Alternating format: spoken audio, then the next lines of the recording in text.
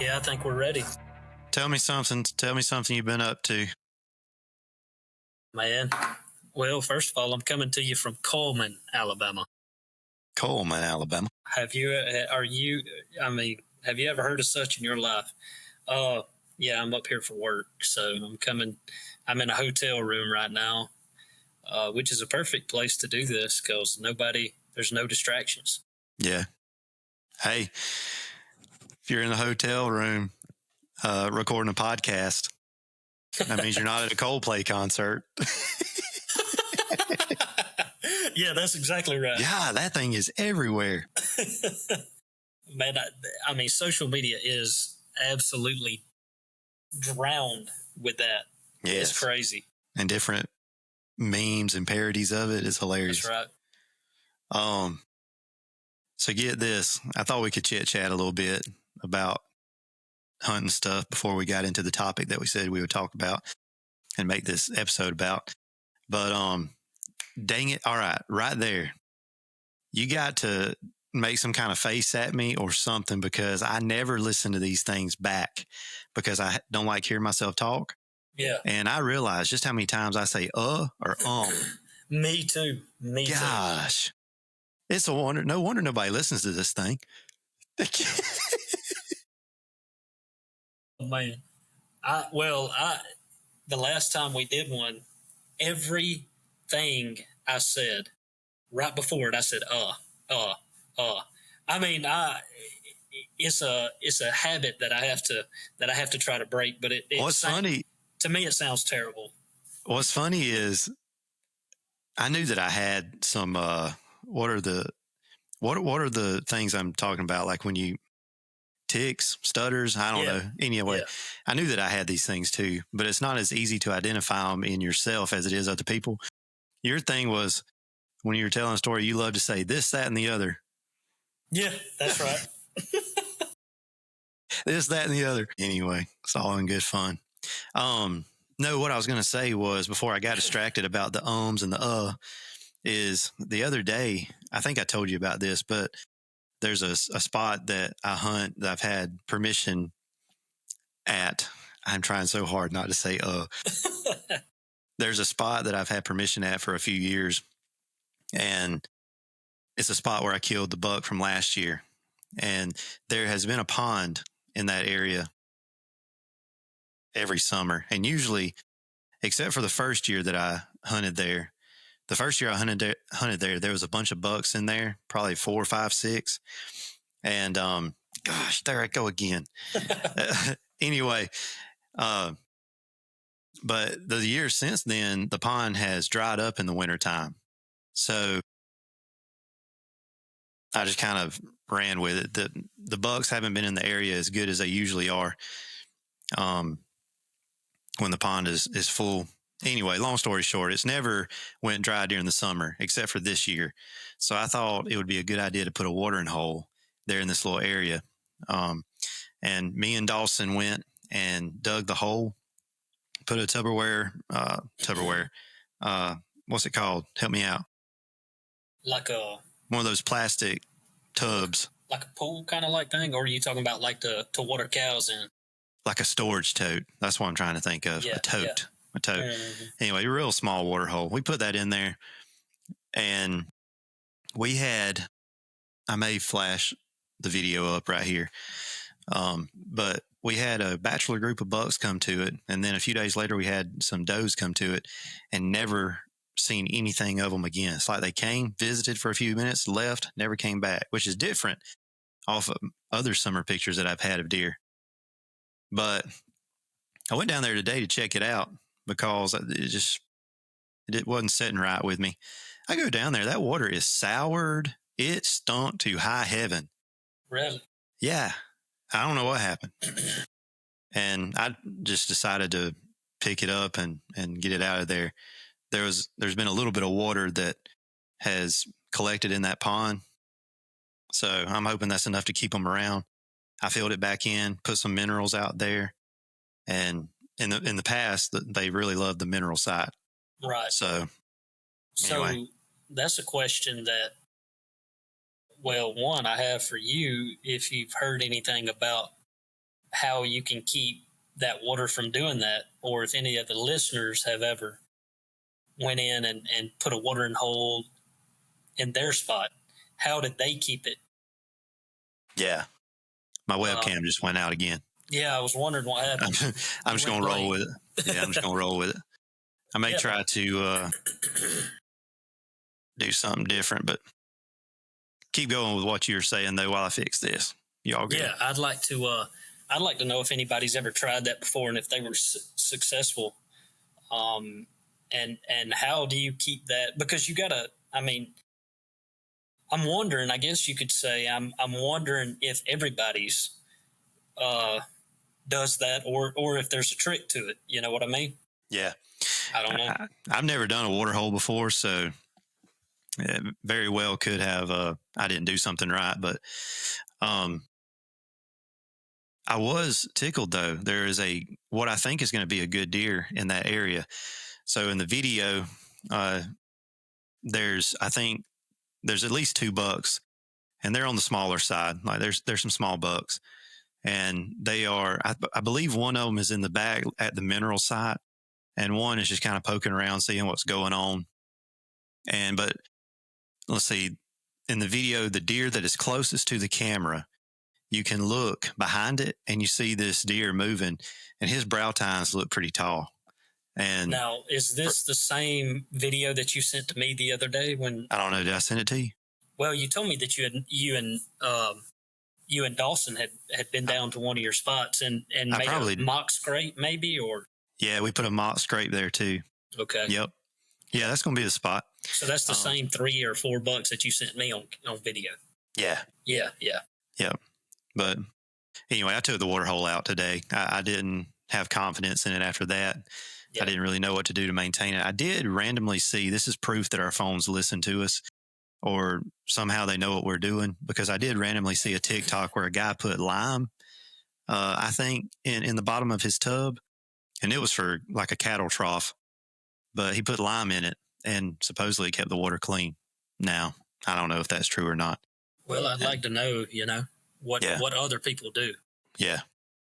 But other than that, when I went down there today, I think I sent you this picture too. I can't remember. But I got one of those stealth cam 360 cameras. Yeah. Yeah, I went and put that out. I mounted it to a tree there, and it was sending me pictures, and it just takes pictures of everything around. So all the way 360 degrees. If something's there, you're going to get a picture of it. So it was pretty cool. That's awesome. I'd like to know, which I told you when you sent me a picture and told me that you had gotten one. I'd like for you to tell me how it works. And also, let me ask you this. Did you have to start a new plan? Oh, yeah. Because I know you were running different cameras. I know didn't you try Moultrie last year a little bit? Yeah. Or did you ever go to Moultrie, or did you not? I did. And I prefer the Moultries. They seem more reliable, but I still, some people are going to give me trouble for this probably, or think I'm crazy, but I still like the spy points, because the biggest reason is like they're reliable enough for me. Mm. And the biggest thing though is the free plan. You get 100 free pictures. Yeah. So the reason I like that is, like right now, for example, I'm scouting public land. If I see something that I think is good, I'm going to put a camera out on it, and I'll get 100 free pictures sent to me. Well, if I'm not getting anything, then I know I can go get that camera and put it somewhere else. Or if it's something that's really good, I'll subscribe and, pay for some pictures if I have to. But I do like the Moultries better, though. I mean, that you can't beat a free plan. If it works and it's a free plan, then you can do something with it. But I kind of like that about the spy point too. Moultrie don't really offer anything like that. So it's you pay for a plan, and they do have different plans, but you pay for a plan and that's what you get. I mean, so I do like that about the spy points. I've just always ran Moultrie, so I stuck with Moultrie. Yeah. But I'd like to know how that stealth cam does, though. I will say this. It's pretty quiet. I'm impressed because once I put the batteries in it and was testing it out, it was triggering. and there's a motor inside of it that makes this camera spin inside the camera. And I would have thought, when I realized how it was doing that, I would have thought that I would hear some kind of humming or something. I never heard anything. Really? So it runs pretty quiet. Yeah. And what I like too is the spy points and the multries, the delay between it taking a picture and actually sending it to your phone. Sometimes it can be like a good 2 or 3 minutes, at least in my experience. But this 360 camera from Stealth Cam, it sends it less than a minute. Really? Yeah. I mean, now that could all be situational. I don't know, but it was the first time it's been that good for me. Right. Yeah. I guess that all goes back towards the how good of a. So does it tell you? I'm assuming it tells you how strong your signal is. Yeah. Yeah. So I'm wondering if it's a weak signal, if it still has that same response. It'll probably time. have to get a little worse. Yeah, I would think. But that is a good point, because I've been using it in areas where there's good service. Yeah. But man, I'm itching for it. After July 4th hits, that's kind of my signal to start getting ready for deer season. And I've been in the woods just enough where like I'm getting itchy for it now. Yeah. Hogs. So if anybody's listening to this, I would love for them to comment and leave their thoughts. I am seeing a lot of hogs this year on public land in our area. I mean, if anybody's listening to this, they'll probably know where I'm talking about. I'm not going to name drop the place, but it's in places where I was getting deer last year, and I go ahead and put the cameras there because I'm anticipating movement coming later on. And there's one picture, I'll throw it up on the screen if I can remember. There has to be 5, 6, 7 hogs, some big ones, little ones. And anyway, somebody told me I should contact the biologist, make sure they're aware of it. And he said they were. So I hope they don't get out of hand. Yeah, well, you can get in the woods right now if you want to really hunt something. You can go hunt them hogs, can't you? I mean, I don't know. I think I checked on that because I was wanting to shoot something with my bow during the off season. I think I checked on it. I could be totally wrong. This is another place where somebody can help us out. But I think, at least on public land anyway, this is just for public land. I think like during that March to October, I could be totally off on my dates. Long story short, I think I'm not allowed to shoot hogs on public land until there's some kind of active season. Okay. But again, I could be wrong. Yeah, matter of fact, I've never hog hunted at all. So I don't know the rules and regulations on hog hunting. And actually, I'll be judged for saying this, I'm sure, but this is the God's honest truth. I have never seen a hog in the wild. Like I have never seen a wild hog. And when I got those pictures, I thought, oh my gosh. But anyway, if one comes through while I'm deer hunting, though, I will shoot that thing. Yeah, 100%. I've seen a few turkey hunting over at Rooker, but as far as actually deer hunting on property that I've got permission on before, or leased property or anything like that, I have never seen them on any of my property like that. Now, my dad did shoot one years and years ago on some property we had, but that's the only time I've ever ran it or had anything to do with hogs. Right. There was one more thing I want to tell you about.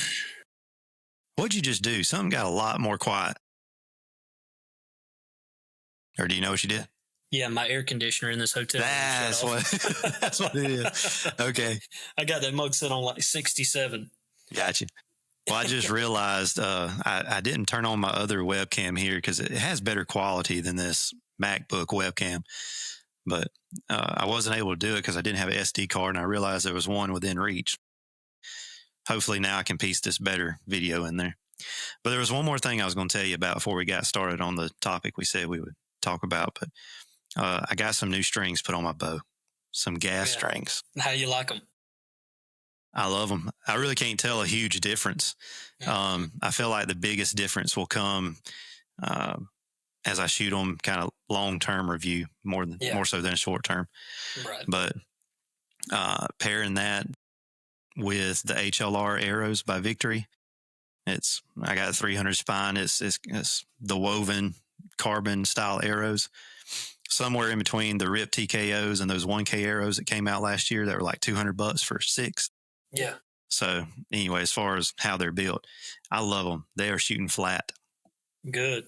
Well, like I said, I got to get over there to your shop and do some work on mine before season starts. I got to, like we talked about, some of the poundage stuff. I think I want to go up on that, and I got to get some new arrows. The problem with my arrows is I've shot them practicing in the yard, and I've knocked the nocks on about half of them off, which is not a problem. But one of the nocks broke off inside the shaft.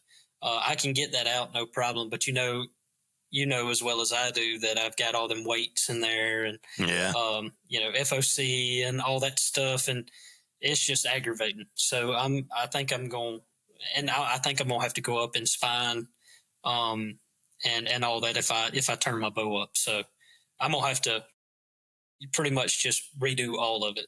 Yeah. But we'll come over sometime and we'll do it. Yeah, it's fun to tinker with it. It really is fun to tinker with it. Gives us something to do on the off season. Yeah. I'm running the inserts that came with it. They come with 50 grain inserts, stainless steel. So, which is a lot better components than what the RIP TKOs came with last year that I bought. Yeah. Aluminum, I believe, is on there. Or I know that's aluminum. But anyway, I'm excited about it. I got it sighted in, got the strings put on. Someone did that for me at the shop, or at the bow shop. And then I made sure everything was still tuned and bear shaft tuned. And then I got my sight tape put on. I'm on my first sight tape. Good. Tomorrow, I think I want to. That's another thing I'm going to do. I'm going to get a new sight this year. I think, have you seen the CBE? I can't remember exactly what it's called, but it's a CBE. I don't know. It leaves me, but anyways, I was looking at them real hard, and then I was looking at the B3s that just come out too. I don't know what I'll go with, but when I come over and we tinker with it and all, I'll show you what I'm looking at and see what you think about it. Yeah. I thought about getting a new sight, but I don't know. That red line that I have seems to be working okay. So, man, I'm just rolling with it. Yeah, and I'm running the red line like you, and there's nothing wrong with the red line sight whatsoever. There's something wrong with me. So I stripped one of the screws out, and it wasn't actually the screw that I stripped out. It's the hole that goes in the sight that I stripped out. So I don't know if that can be replaced. I don't know if it's a part that they sell separately. I don't know. So, and so what I had to do is take the washer out. I had to screw the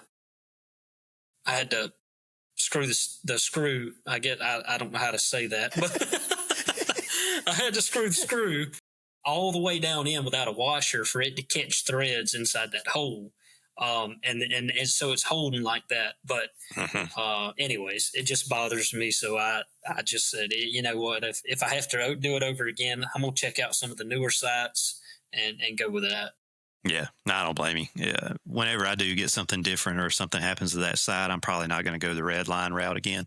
Yeah. It's been great, and I'm sure the gripes that I have about it is stuff that they've fixed in their newer models. Like I haven't put the sight tape on the wheel. I'm using the metal sight tape that is on the straight part of the sight. And there's times where, like, if I'm shooting, say I'm shooting at 50 yards, I have to like really peek around these little crevices to make sure my marker is on the 50-yard mark, stuff like that. But anyway, you get what you pay for. One thing I do like is the metal sight tapes just look better to me. And I mean, I know they have to hold up better than a sticker, but they just look better. They look more uniform on your bow. I just like the metal sight tape. So the next sight I do have will have metal sight tapes, and that's the ones I've been looking at.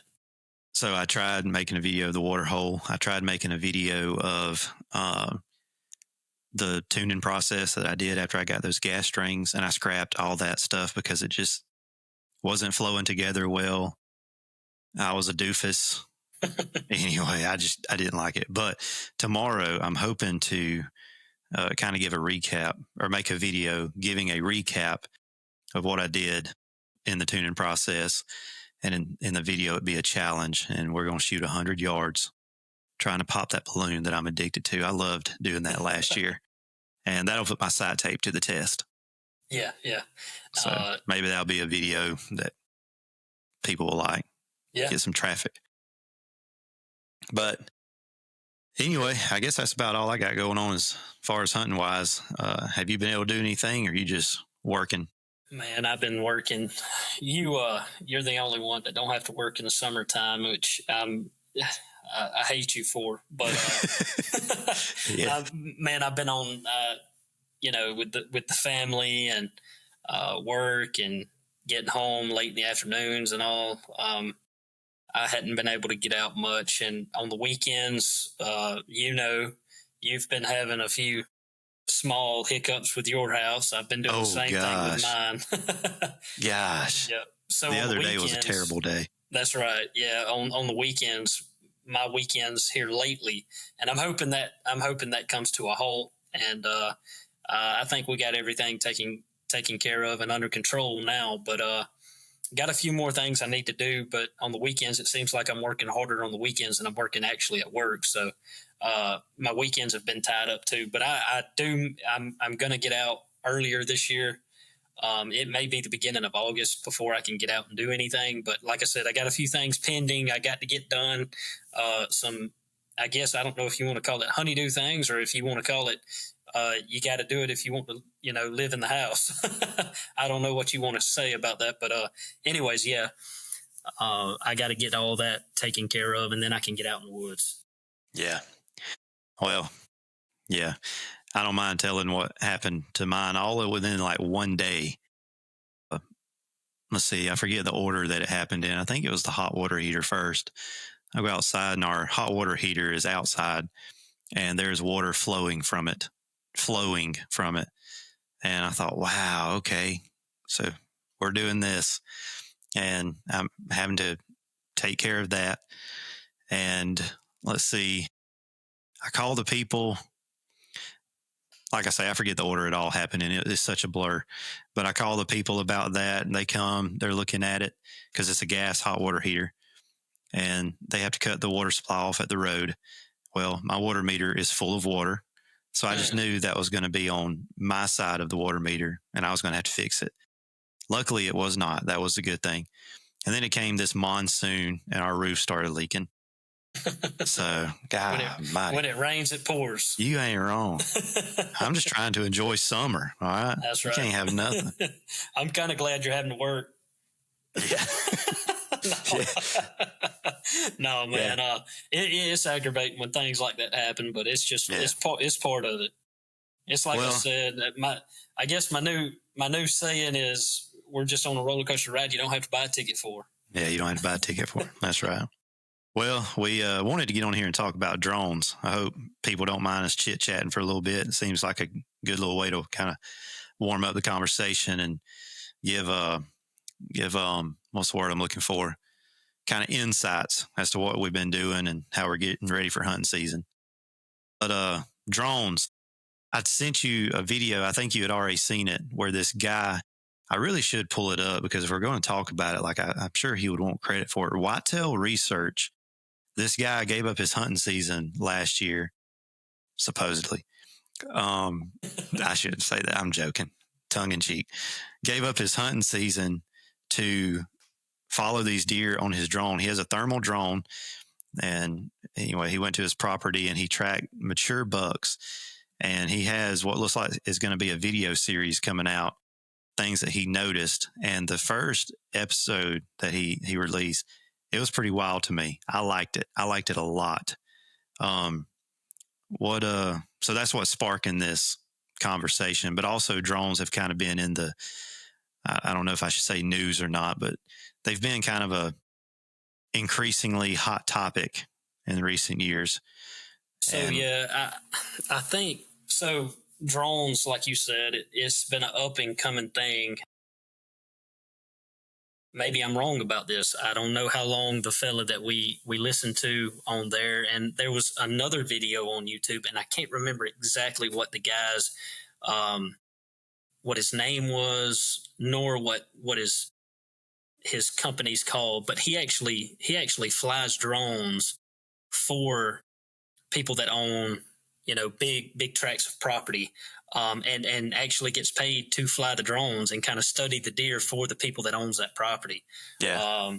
But I think drones really took off when, with tracking deer with drones. So now, Wounded like I deer, said, like recovery, right? yeah, Yeah. recovery. And I could be wrong about that. I don't know. Like I said, I don't know exactly how long them fellas had been doing it. But I know that the videos, from what I've seen on YouTube and all, the videos of recovering deer with drones got kind of popular before actually studying deer with drones. And I think it's a great way to study them. I'll be honest with you. I think it's an awesome thing to do. I think we can get a lot more intel on deer and what their movements are, what the habitat looks like, and what they want to be in, what they don't want to be in.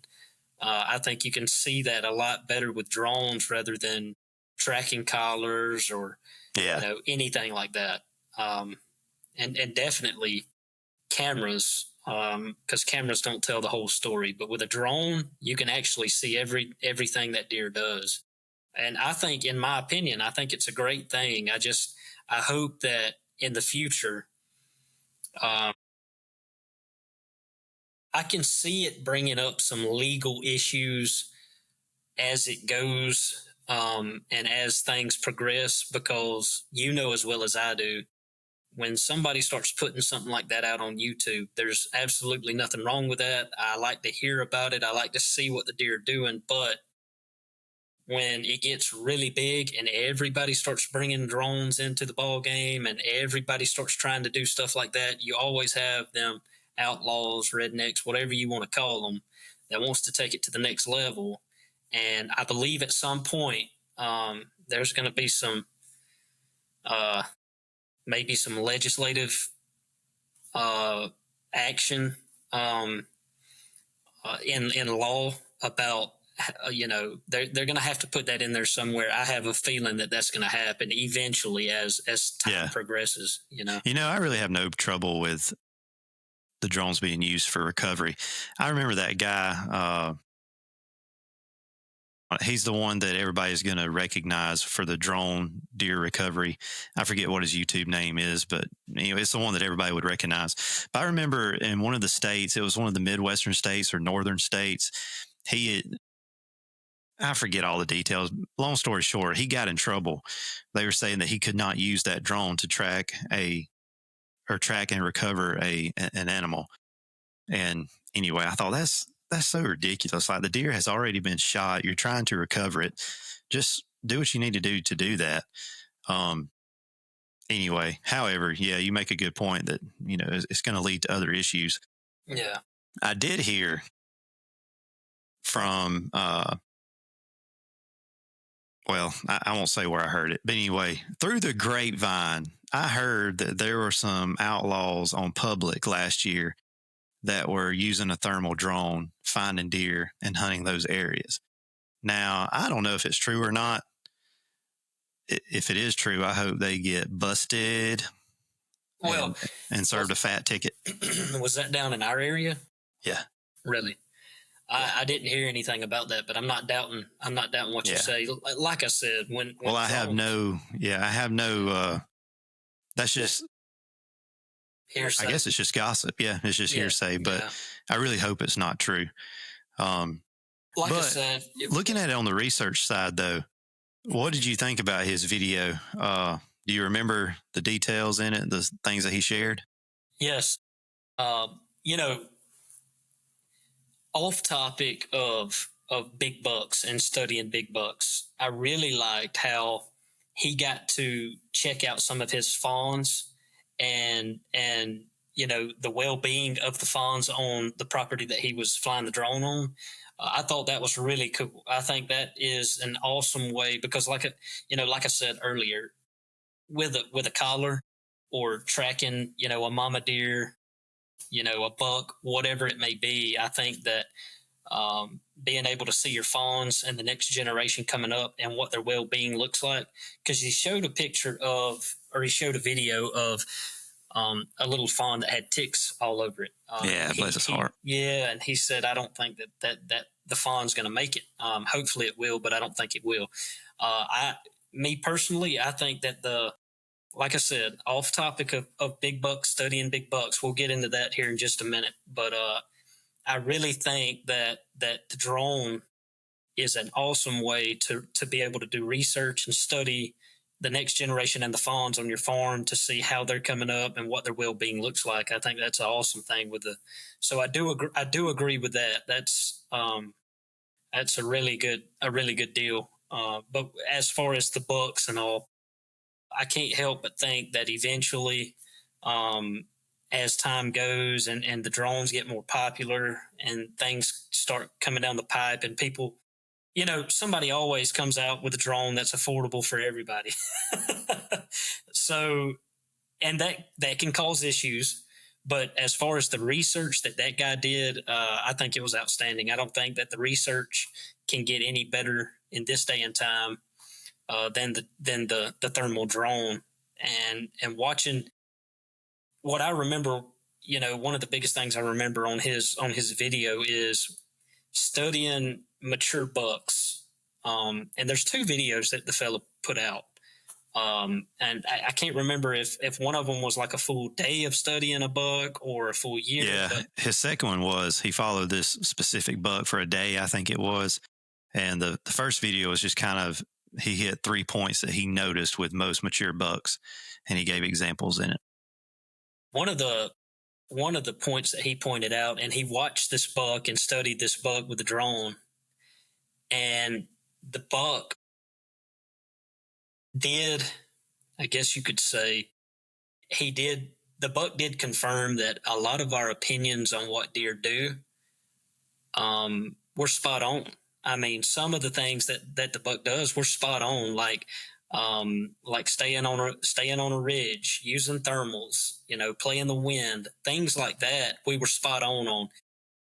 But some of the things, like he showed a video of the buck where there were several days where if you hunted that buck, he was almost impossible to kill. And I believe sometimes in our hunting situations, and us not knowing that about a deer, that deer is using all the elements to his advantage. And as a human, or us hunting the buck, it almost makes it impossible to kill that buck on them certain days because of what that buck did. I thought that was really cool how he followed that buck, and that buck used the elements to his advantage to keep a field downwind, or a field like up on the ridge when thermals are rising, when the thermals are dropping and stuff like that. That deer used all them tactics and the elements to his advantage to be able to stay out of the fields when he wanted to stay out of the fields, and knows when he goes to that, he kept that field downwind from him.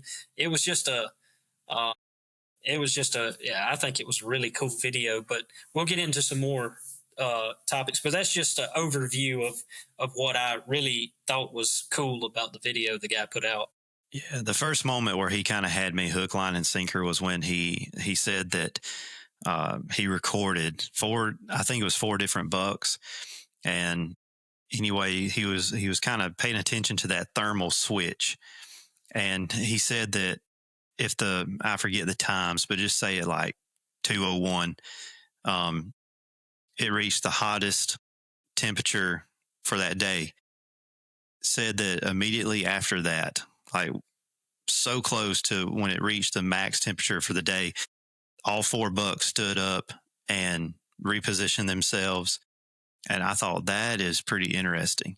And also, I was very surprised that he said that they rarely stayed bedded for more than 30 minutes.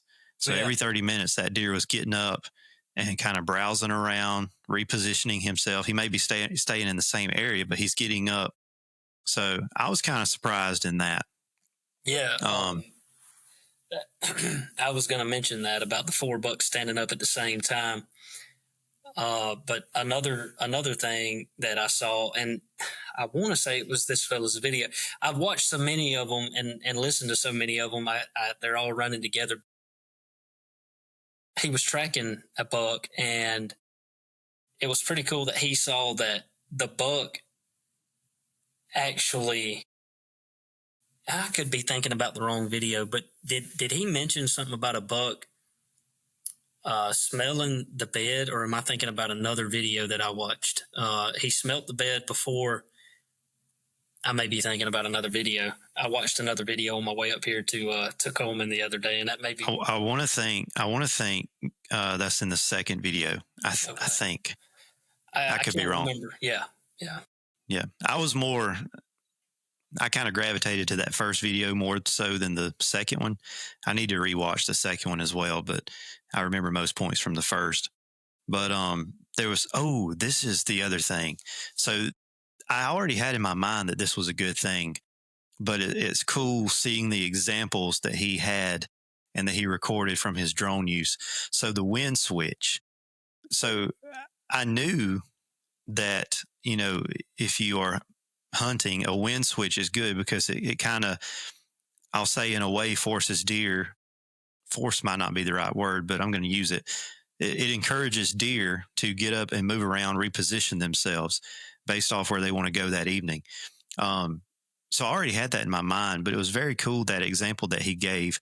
The wind switched from wind coming out of the south to out of the north, and it totally restructured that deer's movement. He said in the video that it altered his pattern. Like, instead of going to this destination food source, he ended up going to this one.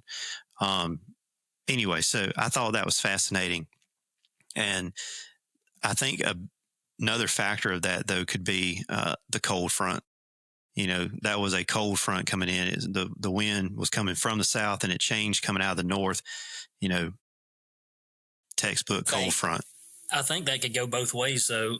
Yes. I think if you take what he said and you play the wind like he was studying that deer, and you play the wind. If you have a food source on the south side, or if you have a food source on the north side, even if that changes from a north to a south and it's not a cold front, I do believe that the food source, you could pick either, the food source that you think is the best. That's the one you need to go to, the one that's going to be, to your advantage rather than the deer's advantage. I think even if it's not a cold front, if you're going to go hunting that day, I think you should take that into consideration and go to where you have the advantage. Because, like he said, when that switched, and I think he, if I'm not bad mistaken, he specifically or deliberately chose a day where there was going to be a drastic change in the wind, rather than, from a south to a west wind, or north to a east. He wanted to see it from a north completely to a south. And that's one thing worth mentioning is, if you have a south wind and then it shifts to a southwest, it's not really a whole lot, not much of a shift change. I would think if you have it out of the south and then, then it starts coming out of the west, maybe we're getting somewhere then.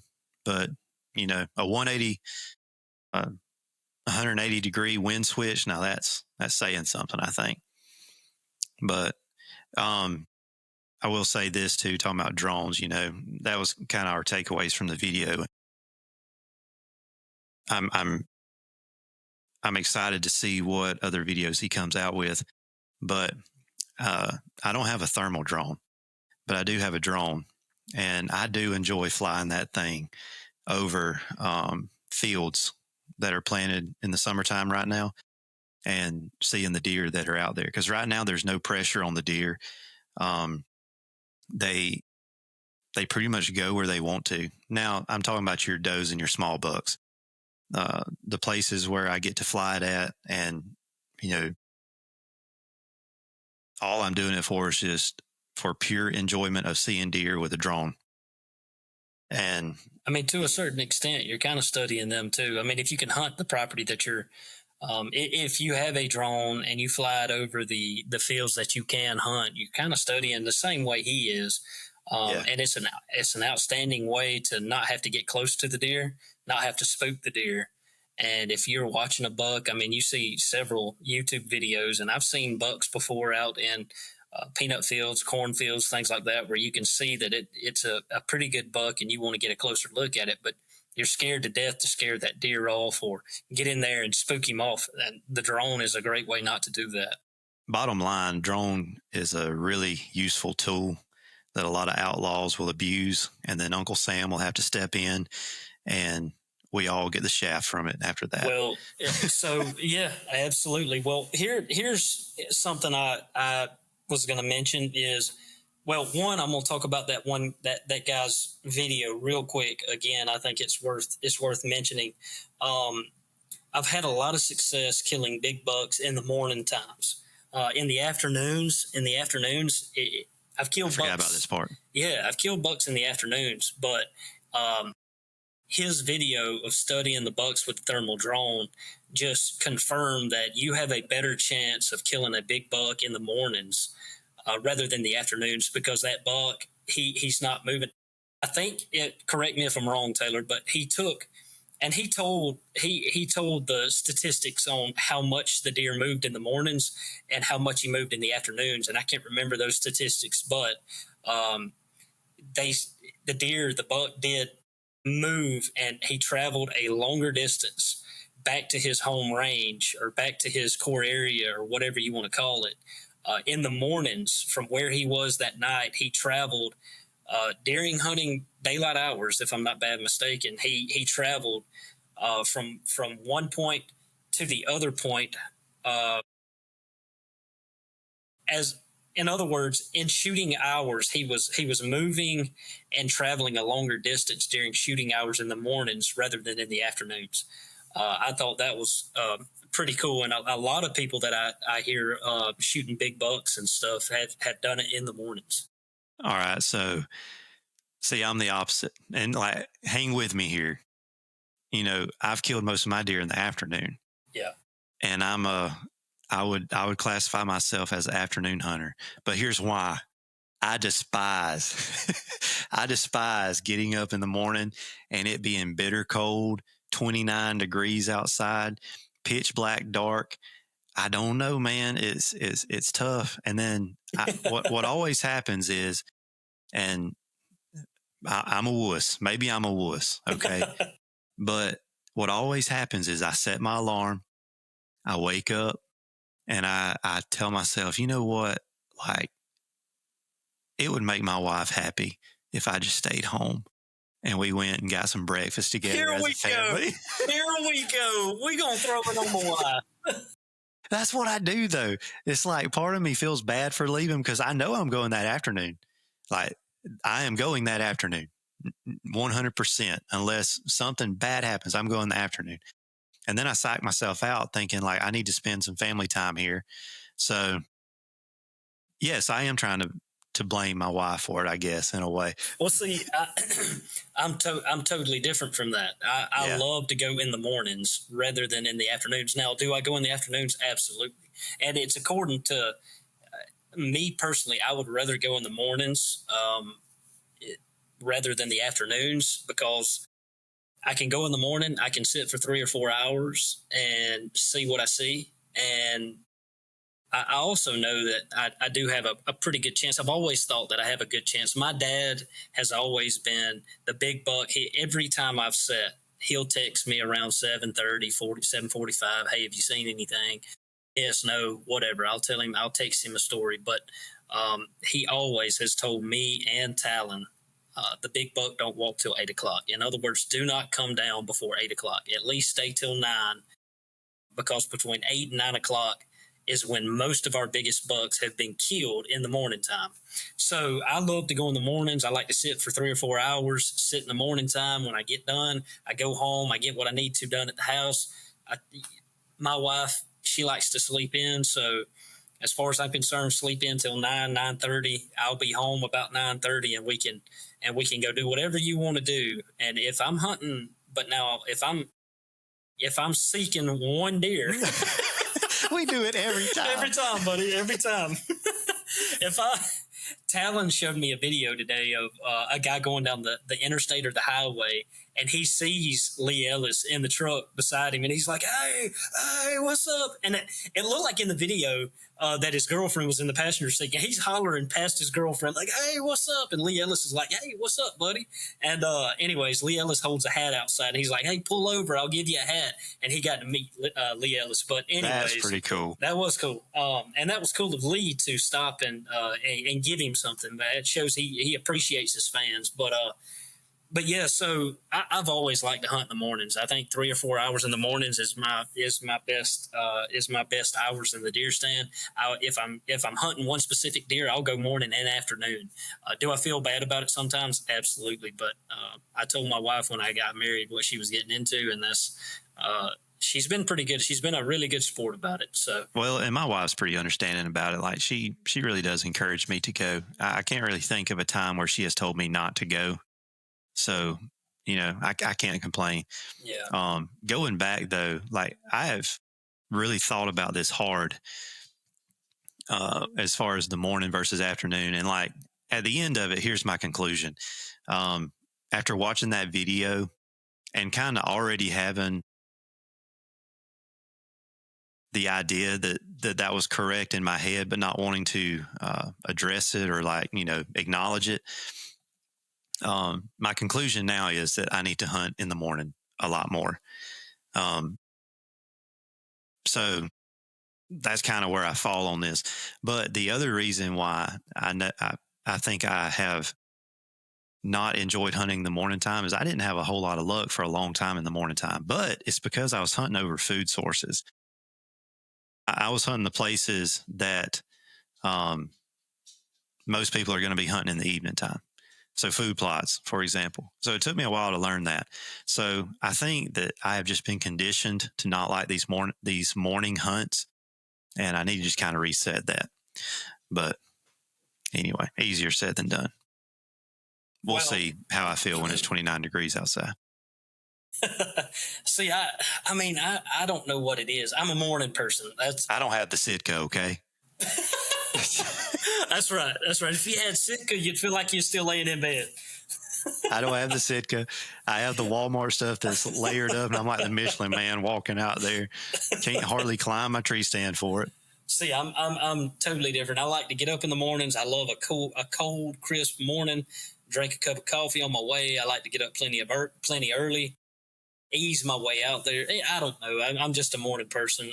But what I was going to say about the drones and using drones, I do believe eventually, if not yet, they'll probably work on some kind of regulation or something.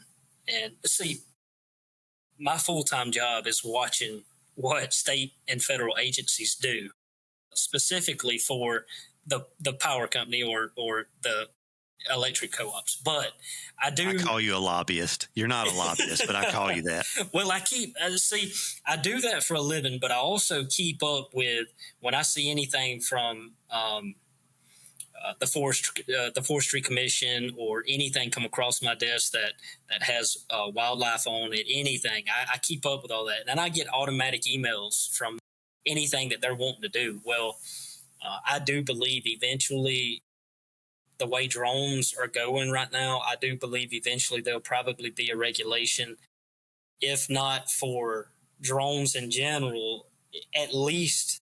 And I'm not trying to give ideas here, but I believe there's already been talk from the FAA and agencies like that about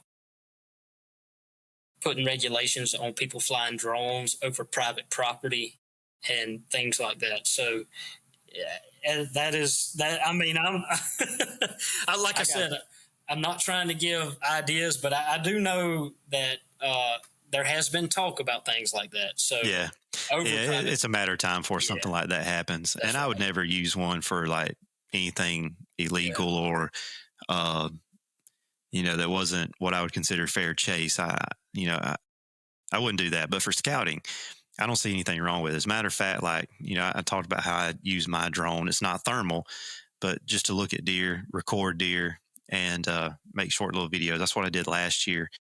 Anyway, I've used it for scouting. So like there's an area that I wanted to check out what this thermal hub looked like. Okay. It is so thick in there, and I'm scared to death of snakes. And the last thing I'm going to do in the middle of summer is, and some people will, and that's, I'm glad they can. But the last thing I'm going to do is go walk that creek, thick as all get out, and worry about where snakes are at and which ones I can't see.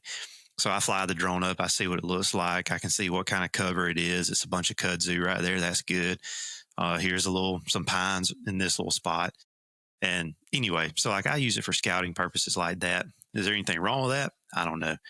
But I want to share this story about the drone. I forgot about it until you said flying it over private property.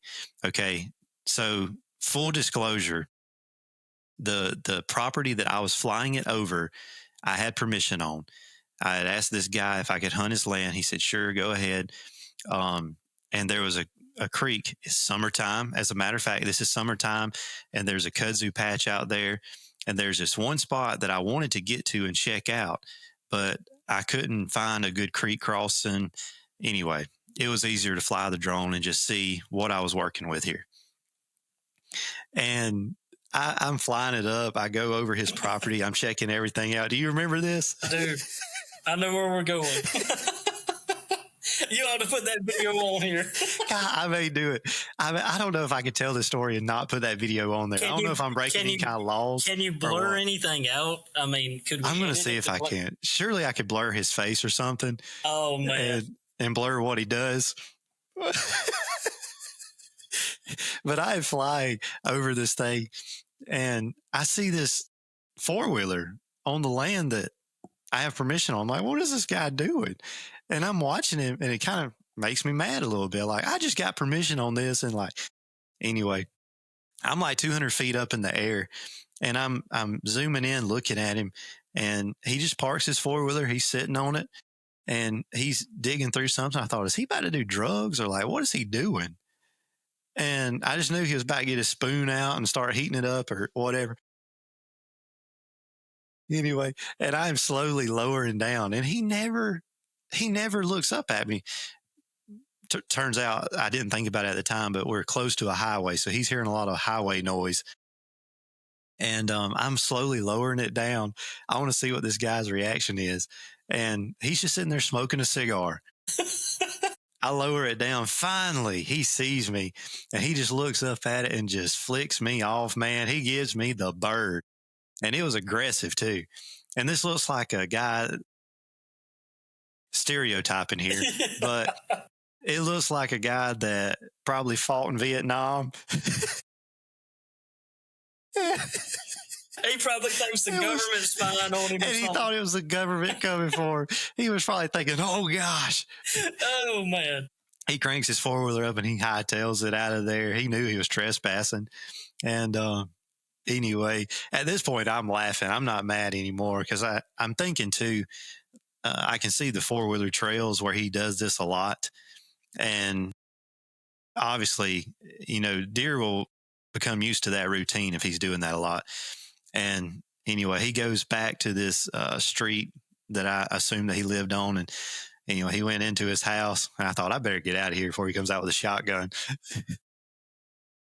Oh, man. If he'd have shot it down, that would have been classic. Oh, man. Oh, man, that would have been classic. That would have been bad. That would have been bad. But it was hilarious. That was a funny video, man. Yes, I'm going to try to put it on here. If we could do something, that would be hilarious. That's worth watching. But yeah, like I said, I just think. But what's funny, if I show his face, we're pretty local. I mean, there's not a whole lot of random people listening to this.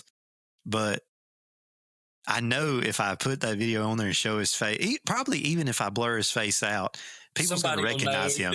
Yeah. Oh, that's that 4-wheeler I've seen. Yeah. What if he tracks me down? Yeah.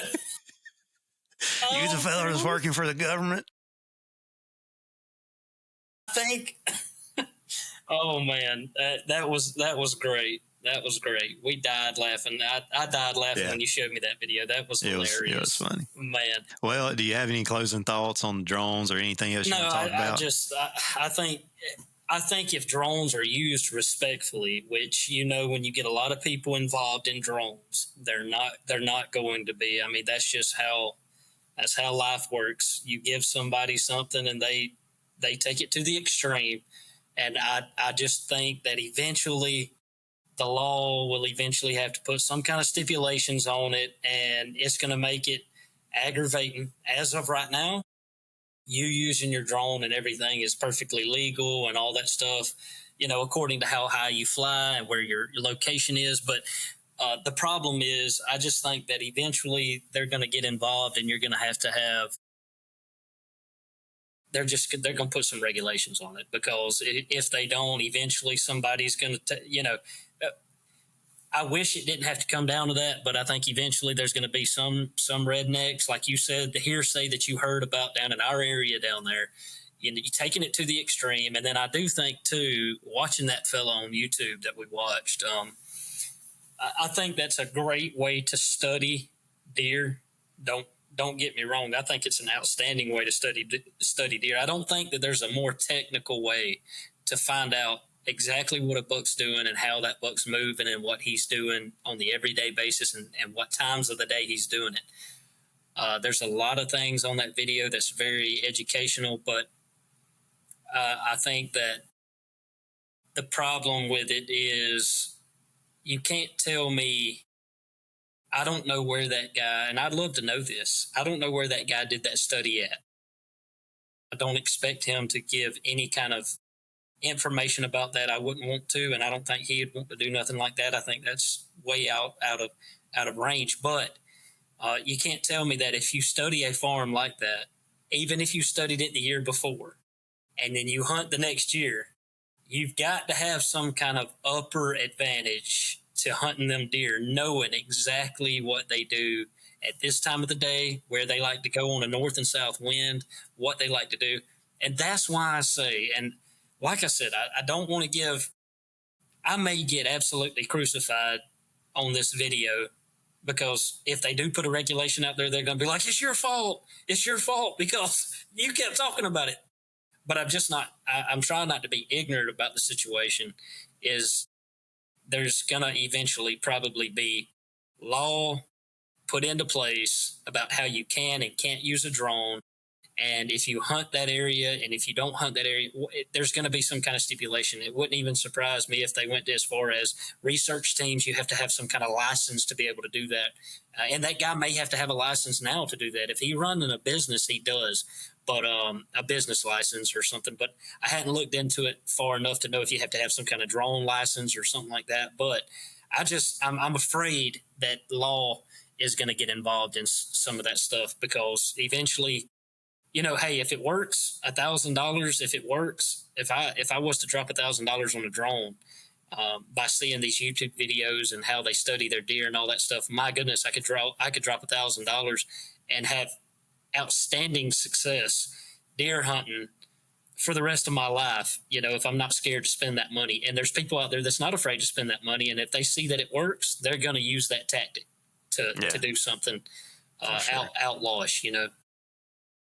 Well, so I would like to invite anyone that's watching this, if there's a topic that they would like to hear us talk about, to drop it in there, because we've got a list of things that we could talk about. And I like this style that we had today, and I hope everybody else does too. But it was more in line with how we interact and talk when we're on the phone, just shooting the bull. And anyway, so I hope people enjoyed it. And leave us something that you would like to hear us talk about.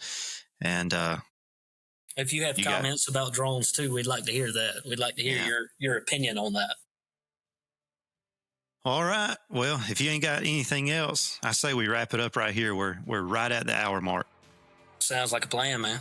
All right. Appreciate y'all watching. We'll catch you next time.